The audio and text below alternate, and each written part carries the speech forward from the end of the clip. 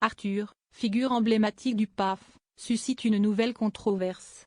Son tout nouveau jeu, Le Dernier Cercle, lancé ce samedi 7 juin sur TF1, est immédiatement accusé de copier les concepts phares animés par Cyril Ferraud sur France 2, notamment 100% Logique et The Floor, à la conquête du sol. Ces accusations de similitudes troublantes jettent une ombre sur le grand retour de l'animateur au jeu pour Anonyme. Derrière cette polémique médiatique se cachent des réalités plus complexes de production et des aspirations personnelles récentes du showman. L'affaire révèle aussi un homme aux multiples facettes récemment sorti de sa réserve sur d'autres invités dans la matinale de France Inter en septembre 2024, Arthur a répondu aux questions de Léa Salamé.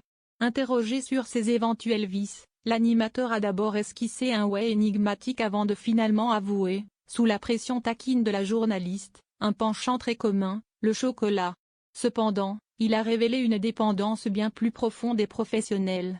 La radio, c'est une drogue, je suis beaucoup plus addict que la télé, a-t-il déclaré avec malgré 10 années d'abstinence, Arthur ressent toujours un intense shoot d'adrénaline devant un micro. Il a souligné l'authenticité unique du média radiophonique, stimulant puissamment l'imaginaire des auditeurs.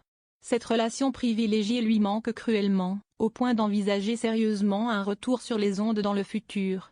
Le roi de la télé rêve donc secrètement d'un retour à ses premières en octobre 2024. Arthur s'est livré avec une rare franchise dans le podcast Génération Do It Yourself. L'animateur de 59 ans a dévoilé un combat de santé personnelle méconnu du grand public. J'ai un problème depuis la naissance, je suis sourd de l'oreille droite et j'ai les sinus bouchés, a-t-il expliqué. Des otites répétées durant l'enfance ont conduit à une paracenthèse ayant entraîné cette surdité. Cette pathologie aurait pu compromettre sa carrière télévisuelle. Pour la contourner, Arthur utilise depuis ses débuts une oreillette spécifique durant ses émissions. Je porte une oreillette côté droit, non pas pour qu'on me parle, mais pour pouvoir entendre mes invités, a-t-il précisé.